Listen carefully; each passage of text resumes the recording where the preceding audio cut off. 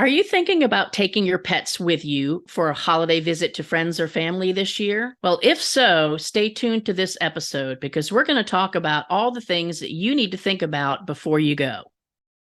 You're listening to Starlight Pet Talk, a podcast for pet parents who want the best pet care advice from cat experts, dog trainers, veterinarians, and other top pet professionals who will help you live your very best life with your pets. We also share inspiring rescue and adoption stories from people who've taken their love of pets to the next level by getting involved in animal welfare. My name is Amy Castro, and I'm the founder and president of Starlight Outreach and Rescue and a columnist for Pet Age magazine. I've rescued thousands of animals and helped people just like you find the right pet for their family. My mission is to help pet parents learn all the ways that they can care for, live with, and even have fun with their pets so they can live their very best lives and their pets can too. Welcome to Starlight Pet Talk. I'm your host, Amy Castro, and today we're talking about being a good house guest when you decide to bring your pets with you. We're going to address the issues of first making the decision about whether you should bring your pet or not. And if you do decide that you're going to bring your pet, maybe to visit friends over the holidays or to go home to visit family for the holidays, how you and your pet can both be great house guests and how you can plan and prepare for that trip to make it a big success. So my guest today is somebody that I've known for quite a while. She helped me with my dog, Jack, who had some behavior issues back in the day. And Connie Archer is a dog behavioralist and a master trainer with Barkbusters Home Dog Training. And she's been working with families and their dogs in the Houston area for over 19 years. So when I was thinking about doing this episode about being a good house guest with your pet and helping your pet be a good house guest, if you're going to take them to somebody else's home, I immediately thought of Connie as being a guest for this show to help us provide some guidance and some insight into how we can make this work and be good citizens at the same time. So Connie, thank you so much for being here with me today. Oh, thanks for having me. All right. So, and I think I mentioned this to you on our previous phone call that when I was still going home for the holidays, unfortunately my parents have passed away. And so we do holidays here. But when I was going home, as a newlywed, I always had pets, but I never really thought about taking my pets with me. So I don't know if this is a relatively new phenomenon or if it maybe just has to do with the fact that, sometimes kids and their parents live closer together. So it's not a flight across the country with your dog. It's a 2-hour car ride. So what I was hoping to do, because I've heard complaints from the hosts that it can be a real challenge to mesh their existing pets with children that are coming home for the holidays and their pets, or friends that are coming and decide they want to bring their dog or want to bring their cat. So what do you think are some of the pros and cons with bringing your pets to somebody else's house for a holiday gathering? Well, I would say number one, dogs in particular, and I think most any kind of pet, they don't like things to change. They don't like things to be different. So anytime you're taking them to stay in a new place, it's going to be a lot of stress for them, plus a little stress for your dogs that you're visiting or the family that you're visiting. So, and oftentimes maybe as a, like if I was checking with my parents, I might call up and say, "Hey, I'm coming home on so and so and so and so. Is it okay if I bring the dogs?" And you're not giving mom and dad much of a chance to. I mean, what are they going to say? Because they want you to come, so they're Right. probably going to say yes. But maybe a better question would be, if I bring the dogs, would there be any concerns you would have about them being there? Like concerns about how they will do with your dogs or your routines or your rules at the house. So if you ask it that way, it gives them an opportunity, not necessarily to say no, but to say, yeah, you can bring them, but, is there some way we could do, separate them at certain times, or can you confine them when we need to go somewhere and leave them at the house, and those types of things. So I think sometimes we need to do that. And then also, I think that you need to think about your dogs. Do they like to travel? Are they used to traveling? If you have a dog that is a frantic wreck in the car and you're going to drive somewhere, they're going to be a wreck the whole way, no matter how many hours the drive is. Those kinds of things. And then also, usually, if you're going for the holidays are usually kind of a hectic situation anyway. So, Hmm. you need to think about, are there going to be 50 people here all at the same time? And does your dog do well with visiting strangers? Are there going to be little kids there? Are your dogs used to being around children? Those types of things. So I think if you think ahead and think of some ways to confine your dog if you need to, ways to control them when there's a lot of stuff going on, I think that would be very helpful. And then of course, I think taking things with you that are familiar to your dog would be important too. And some people just show up with their dogs, and then the mom and dad or whoever the other family members are supposed to, do you have a dog bed for them, or do you have a crate for them, or do we have food, do we have dog bowls? I mean, they don't need to be changing food and everything else when they get there, because it's already stressful enough.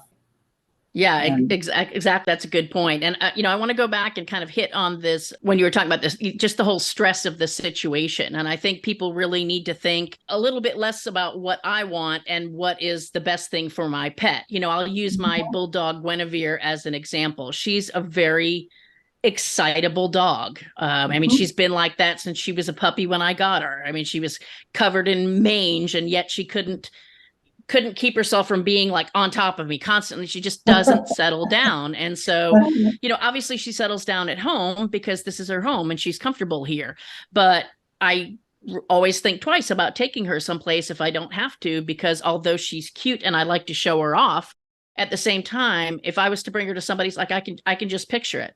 If I was to bring her to somebody's house for a holiday visit, it's going to be the constant panting, the constant moving, the constant, up and down, not knowing what to do. Whereas, my dog Tinkerbell is a 4-pound Chihuahua. She's not 50 pounds of slobbering bulldog that's all overly excited. And so she still probably wouldn't be super comfortable because she does like her home and her routine, but I think she would do a lot better. So I think, thinking about your pet, and we're going to be doing an episode talking about pet sitters versus, boarding your pet someplace. But, if you know that you've got an excitable pet, or like you said, one that I've had dogs that, do nothing but throw up the entire time that they're in the car. And it's like, is that a great way to start your holiday? May not be. And right. so, maybe another option would be better. And I do want to get to talking about some of the things that you should bring, because I think the less impact you have on people when you get there, the better. Even if you're just going to a friend's for the day. I mean, it doesn't have to be for a holiday trip, although we're talking about the holidays because we're getting ready to go into this. But before we get into the kind of an equipment discussion, what do you think would be some basics as far as, from a behavior standpoint? Let's say your dog is not a nervous Nelly, but you want to be a good citizen when you're visiting somebody else's home. From a trainer's perspective, what would be some things that I should do, or, make sure my dog can do before I start getting them out in public? And like you said, possibly interacting with small children. You worked with my dog Jack. We never did get him to the point where he was good around small children. He just he was never exposed to them enough, and so therefore he wasn't safe around them. And he was also very selective. Introducing to other dogs was always a process. So he was not a dog I was just going to bring willy-nilly to other people's homes, so just because it was more trouble than it was worth. So what would be some basic training that you would say you'd want to make sure you had under your belt?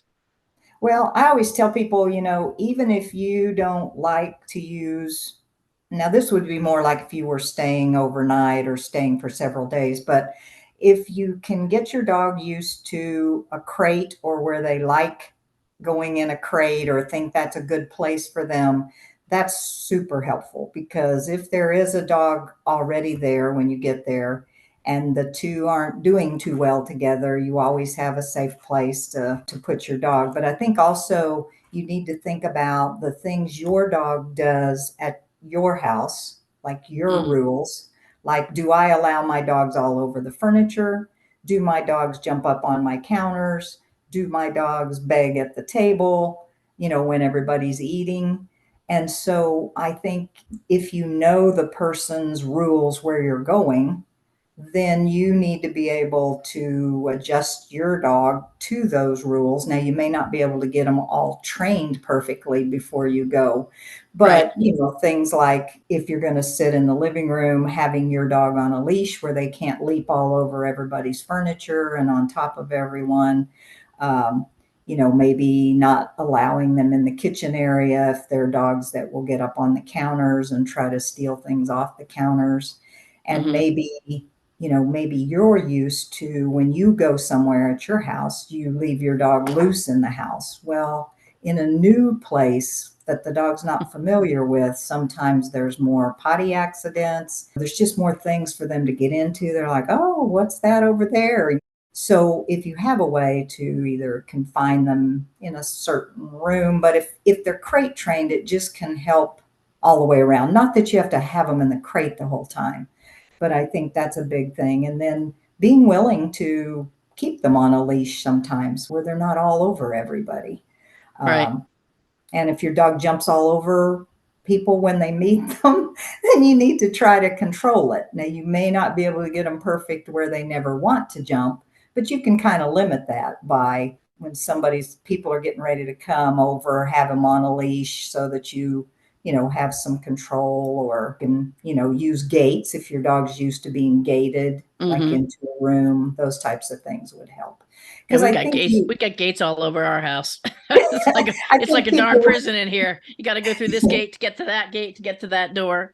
I think people with dogs usually have gates, and they usually have crates, and some people say, well, I don't want to use a crate. My dog's older now. I said, well, that's fine, but just keep them where they can do a crate and where they know that crates are good, and, where they don't flip out and go crazy if they do get put in a crate or separated into a room. And I think we do put a lot of stress on to the person we're visiting, even though we don't think about it. Because, Right. we're so used to our dogs, we don't think a thing about it. But the people you're visiting are used to their routines and their schedules.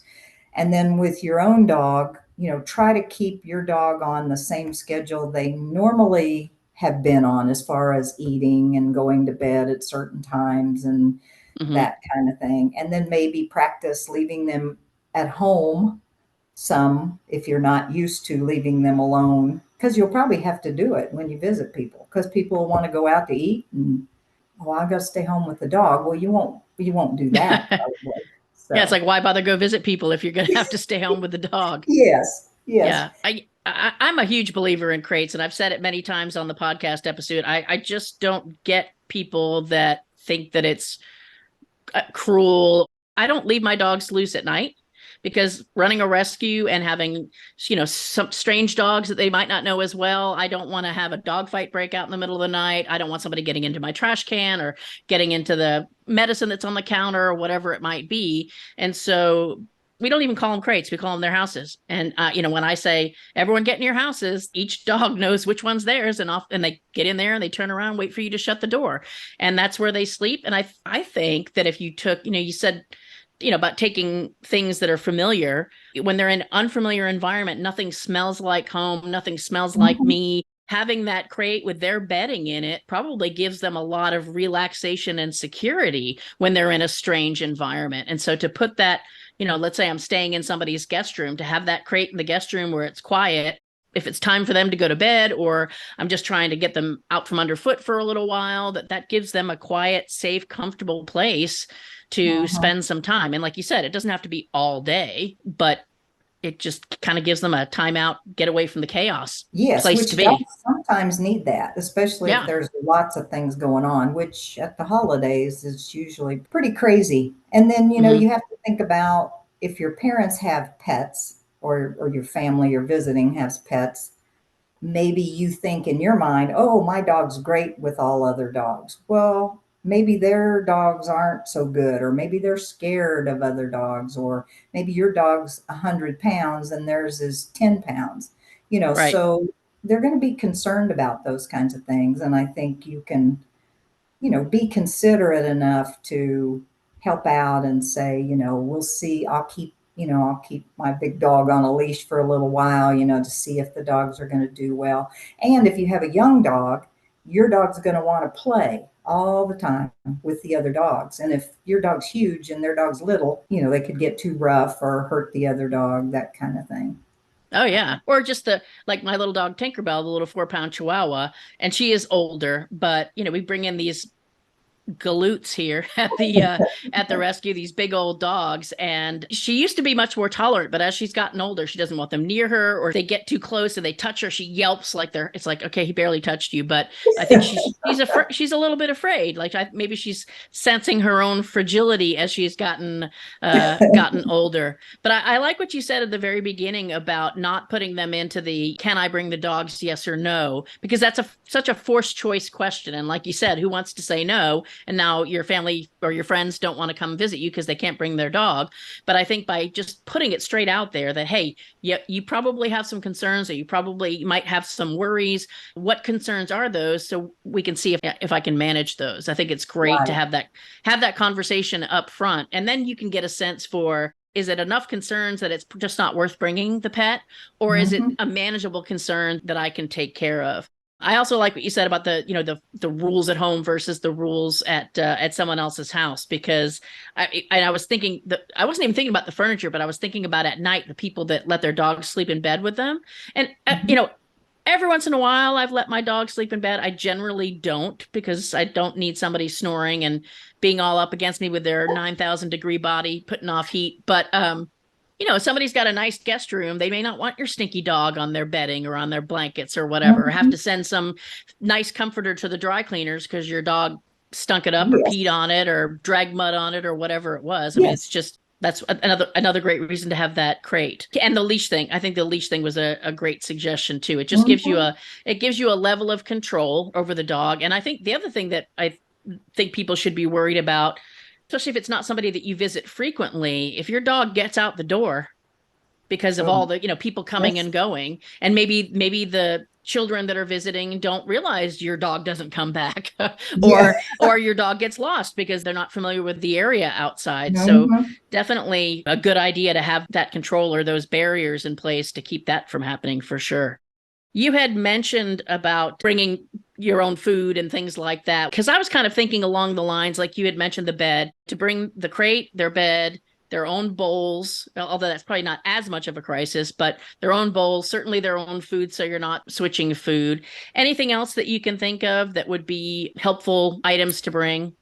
Well, one other thing that people probably might think to bring would be dog toys or bones that your dog likes, but you have to be very careful with that, because if there are dogs in the home you're visiting, they may be possessive of toys, or, if there's a dog bone on the floor and it's something new that their dogs haven't seen before, they may want to go get it. And then your dog may not like that. So if you bring anything like toys or chew type items, I would keep those in the area where your dog's going to sleep at night or stay in the room with you, that kind of thing, versus just throwing them out in the middle of all the other, because there may be other dog toys and stuff there, and you have to be careful because things can happen. Well, and with children too, if your dog, especially if your dog is the one that's possessive of his or her toys, and you've got a toddler that goes over and sees a bright red ball and goes to pick it up, I mean, that could be a situation as well. Situational awareness has to be huge when you're bringing pets. And I think, a lot of times people, they're just, oh, we're going home and I'm taking the dog, they don't really think about things like that, but it'd be great if they would.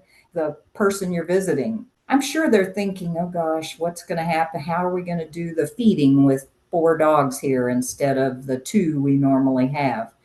And, that's another time you can have troubles. And if your dog, say, is one who, we call them grazers, one who eats a little bit now, a little bit late, kind of has food out all day, you have to be really careful with that kind of thing, where you might have to keep that food, your dog's food, in a certain room where the other dogs can't get in there, so that you don't have altercations over food, that kind of thing. Good point.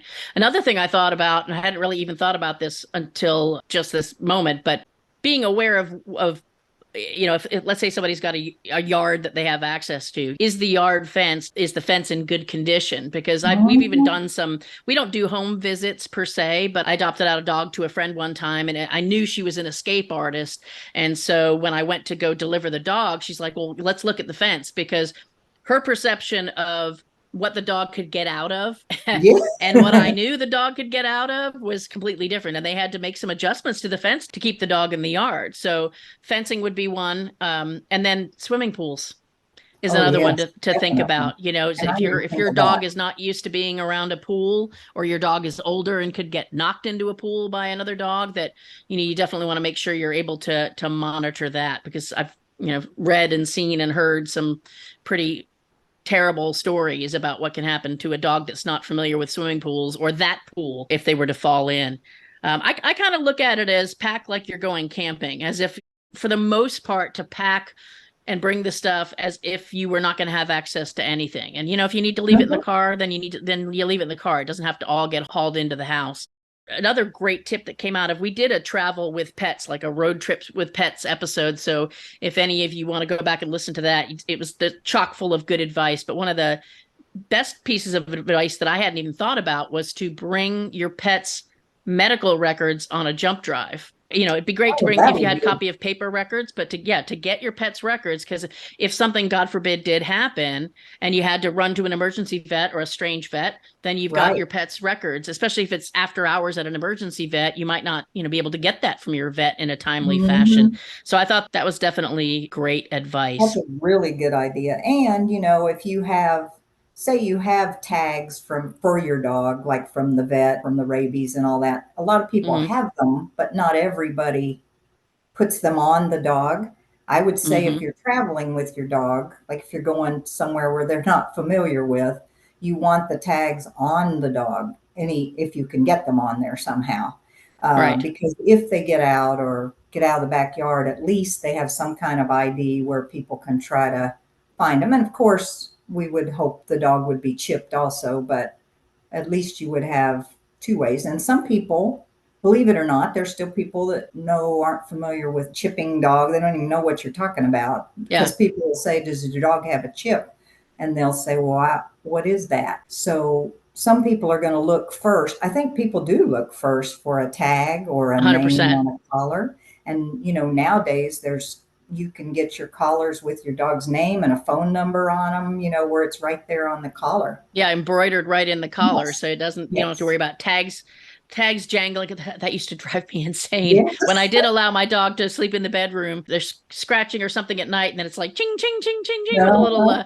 It's like, okay, now I have to duct tape those together, and now you can't see the tag, so it's kind of pointless. Yes. But they've got all kind of things to prevent that now. But and and we're going to do a great episode coming up also about microchipping pets and how it's important, and bust some of the myths that people have about microchips. But what I would say on this episode, when to make sure before you leave that your microchip is up to date, because that is, Mhm. we run into two huge issues with microchips at the rescue. Either the pet does have, well, first of all, three issues. Number one, people don't have a microchip, and Right, whether they had a collar or not, who knows, but it's not here now, and no tags now, so the only other way we right. would know whose dog it is by the microchip. Then the ones that do have a microchip, but it was never registered, and so that's something that pet owners always want to make sure. Next time you go to the vet, have the vet scan your microchip number, contact the company, make sure that it's registered. And then the third thing is that it's registered, but all of the contact information is out of date, because you've moved 3 times since you got your dog Mhm. and you never updated your microchip. And so you Right. definitely want to, before you go on any kind of a trip, and you should do it anyway, but especially if you're going to go on a trip, to make sure that all of that microchip information is up to date for sure. And when you were talking about your little dog who's kind of nervous, Nelly, kind of, slobbering all over all the time, some Yeah, dogs will do better not going to somebody's house. They would do right. better if you get somebody to come to your house to watch them, or Hmm. something there, or if they are familiar with a boarding place, like if you've boarded them before, then sometimes that's better for some dogs.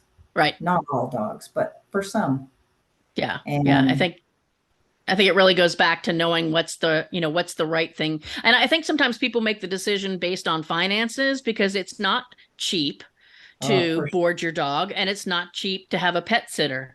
But you have to sometimes balance that out with you take your dog with you to save $200, $300, however long you're going to be gone. It could be a lot more. I don't know, depending upon how many dogs you have, things like that. But is that money worth ruining everybody's weekend or week-long holiday visit because the dog became an issue or the pet became an issue? So I think Mhm. you really need to take quite a few different things into consideration. As far as being, I just want to dive in a little bit more as far as being a good house guest. You talked about, and I think it is important. What are the rules in that house and being prepared to adapt to that person's rules because it's their home, it's their stuff, it's their sofa, it's their bed, and that kind of thing. But what about introducing pets? And I know each situation is going to be a little bit different, but do you have any general advice? Like, I know probably the thing would not be to walk in the front door, let your dog off the leash, and then all dogs come together and figure it out. That's That. probably, you're right there. It's not the best plan. So a lot of times if we are, I can say it's going to be the first time these dogs meet one another, a lot of times it's better to have them meet outside of the house first, like out Hmm. front. Sometimes we'll just stand in the yard, have the dogs on a leash, and just kind of maybe let them do a short little sniff and then kind of, not jerk them away, but kind of move them away and then stand there and talk with the owners for a little while. And then sometimes even doing a little walk down to the corner and back with the dogs. And then sometimes if you walk them in, we'll go straight to the backyard then because there's less to fight over. There's less Hmm. to, nothing to guard or possess really in the backyard for the most part anyway, Right. and let them keep walking around in the yard. And then if you think they're doing pretty well, you can, since you're in the fenced area, you can drop the leashes on the ground, don't undo them.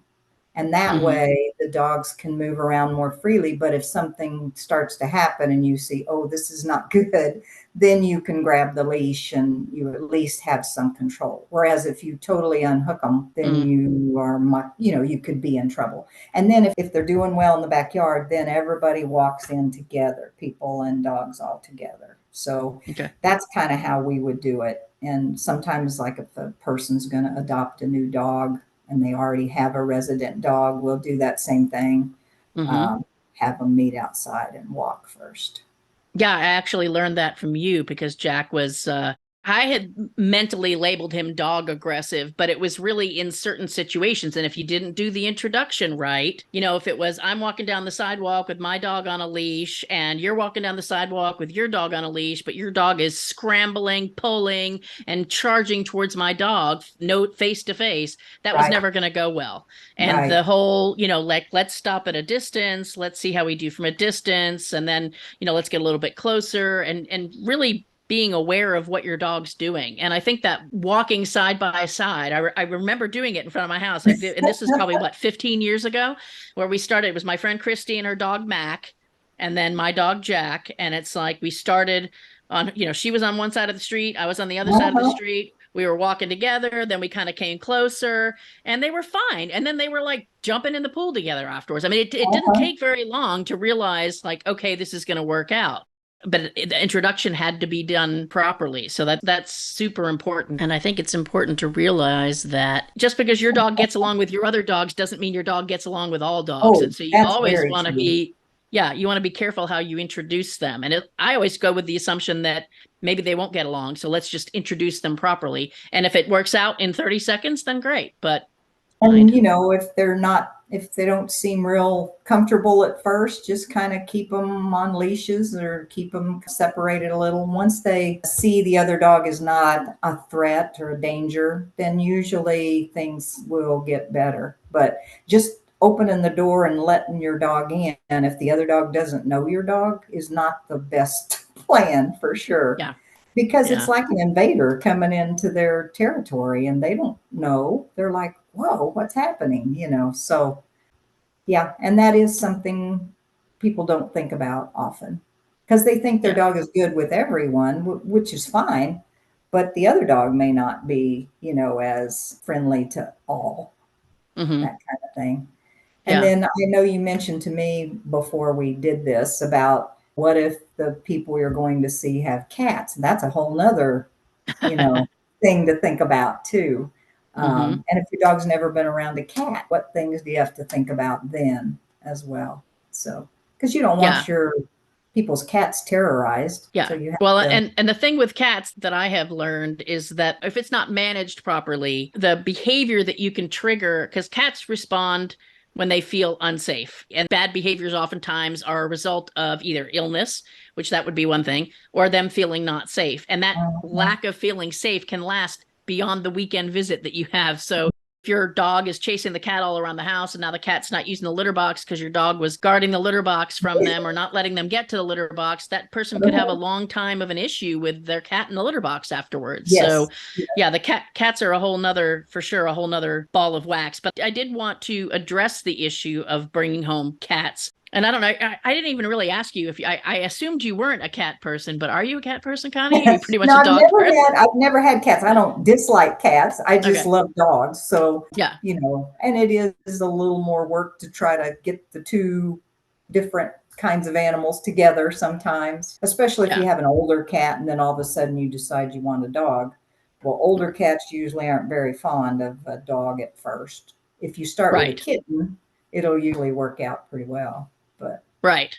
And what I would say, I think, as far as visiting, let's say I got a cat and I go home and I visit my parents a lot, or I visit my sister a lot and she's got a dog, then it might be worth taking the steps to introduce the cats and the dog and to do that properly. But I think if I was going to, well, first of all, I think if I was going to visit somebody for a weekend that I probably wasn't going to visit frequently, I probably wouldn't bring my cat. But if I did bring my cat, I probably would not go through the steps of trying to introduce the cat to the dog or to the other resident cats. I'd probably just maybe keep my cat in the spare bedroom where I'm uh-huh. staying and just kind of let them have that place because there's just, you mentioned, very first thing you mentioned is animals not liking change. Well, I think cats hate change way more than dogs do, at least I in my, think that's not all true. cats. I mean, some cats are very dog like in being like, hey, throw me on a leash and I'll walk, to the dog park and play with the dogs or whatever. But most cats, not so much. But I would say if you are going to travel with a cat, that you kind of take that same advice of being as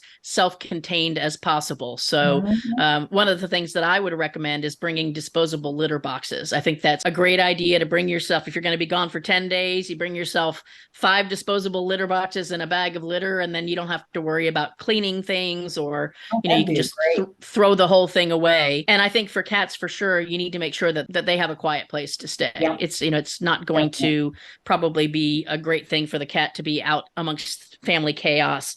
But yeah, quiet place, bring everything that you need and then, the disposable litter boxes. And I think it probably isn't a bad idea either to think about crates for cats and or harness and leash. Even if your cat doesn't walk on a leash, it's just a Uh-huh. good way to catch them if you need to, or Yes, to yes. ease them out from under furniture if they went under it, rather than grabbing Mhm. their scruff or something and trying to drag them out. You might be able to get a hold of them a little bit better and have a little more control over the situation. So, any other thoughts or words of advice, Connie, for bringing your pet with you and being a good house guest? I just think, you need to think, is my dog going to be comfortable there? And do you think that he'll be happy to go with me and be around other people and other dogs? And if there's going to be a lot of people, will my dog do well? And if there's going to be kids there and my dog's not good with kids, do I have a way to manage that? Confine my dogs when the little ones are there or whatever. And then thinking about the people you're visiting, thinking about their pets. And is my 100-pound dog going to scare their little chihuahua to death? And how can I make it where the chihuahua is not terrified the whole time? Those types of things. And Hmm. then if you've got everything under control on your end with your dog or dogs or cat, whichever, uh, then it's going to be easier for the people you're visiting and they won't feel all the stress. Because if they're hosting you, they already have some stress because they got That's to right. get everything cleaned up. They got to figure out all the meals and the food and what we're going to do and, all of that and where everybody's going to sleep and that kind of thing. So just take that pressure off the other owner and think about, I think just sometimes people don't think because they think their dog is super social and loves everybody, but the place you're going may just not be used to a dog that's just all over everybody every second and that kind of thing. One last thing I'd like to just kind of say too is that I think we have to, as adult human beings and being respectful of everybody involved, including our pets, to know when to say when. To say, hey, this isn't working. This is miserable for everybody. Or I thought my dog would settle down, but now they've gotten themselves all upset and everything else, to realize that, maybe it's time to go home or to go stay at a hotel that's dog Yes. friendly or something like that, rather than forcing an issue and just continuing to make everybody miserable. So I think having a plan B. It made me think about when we had to evacuate for one of the hurricanes, and we had not intended to evacuate. It was a literal last minute, like, let's just throw the pets and some. Luckily, as we're pulling out of the driveway, I saw our boxes of camping gear, and I told my husband, grab that camping gear. And he's like, why? We're going to so-and-so's house. And it's like, well, when we got to so-and-so's house, there was 900 other relatives there. And, I can't, I think I had, I don't know, it was a bunny rabbit or a guinea pig or something. There was something in a cage. So we were able to put that inside the house, but there was no way I was gonna be, there were people in sleeping bags, sleeping on the floor because there weren't enough bedrooms. So we literally set up that camping gear and luckily it was only a night before we came back. But sometimes you got to have a plan B ready. Right. Bringing that camping gear or making that hotel reservation, or at least scouting out in the area if there's some pet friendly hotels, or Yes. again, just be willing to get back in the car and cut your trip short if you have to, for everybody's sanity or safety, or both. Yeah, I would think, having a hotel, knowing some dog friendly hotels or cat friendly, whatever, Yeah. would be a good plan, in case it just gets too much for everybody, or you get dogs that just aren't getting along and then everybody's on edge watching the dogs. I think that'd be a great plan. Or Mhm. even if you needed to board one of the dogs. I was just going to say that, because now that I say that, one other time when we evacuated, and actually it might have been that same trip. It was hot. And so we started calling around. We found a veterinarian that had a boarding thing, and we did board him. I completely forgot about that. So it was just and I think we boarded the cat too, because after that first day, it was like, it's just too hot for these animals to be outside. Mhm. And I didn't even ask to bring them in. I just knew it was going to be too much, and it just would have been rude for me to be like putting my animals in their house. So we did go ahead and board them. So that would be another thing. You scout out, what your boarding options might be. And if your dog, say your dog is used to like doing doggy daycare sometimes at your Hmm. place, then when you go to visit someone, if you're going to be, everybody's going to be gone all day long, and or you're going to have 100 people in the house on a certain day, you might want to think about putting your dog in the doggy daycare, sending them to doggy daycare that day while Yeah. all the chaos is going on, and then you could pick them back up and bring them back for the evening or whatever. Right. But I think And then they'll those be are, nice and tired because they've been running around yes, playing at doggy for daycare all sure, day. Yeah. for sure. Oh, great. Well, Connie, thank you so much for being here with us today and for sharing this great advice. I hope it gives people some food for thought to make a good decision about what's right for everybody involved about taking pets, traveling with you, and visiting other people's homes. So I really appreciate your time and your expertise. Oh, I enjoyed it. And I really think if people would just stop and really think before they go, like what things could be problems, what things will probably be easy, and am I going to wreck the place where I'm going or make the people so nervous and upset, the whole time? How can I make it smooth and easy? And because you're a guest there and your dog is a guest too. And you really need to think ahead, I think. Great. Yeah. Well, thank you so much. And thanks for And having me. And thanks to everybody for listening to another episode of Starlight Pet Talk. We appreciate you listening. Share this episode with your friends and family, especially if maybe you've got some family members visiting you for the holidays who have hinted about bringing their pets. Share this episode so that they can plan accordingly and everybody can have a great holiday visit. Thanks for listening to Starlight Pet Talk. Be sure to visit our website at www.starlightpettalk.com for more resources, and be sure to follow this podcast on your favorite podcast app so you'll never miss a show. If you enjoyed and found value in today's episode, we'd appreciate a rating on Apple. Or if you'd simply tell a friend about the show, that would be great too. Don't forget to tune in next week and every week for a brand new episode of Starlight Pet Talk. And if you don't do anything else this week, give your pets a big hug from us.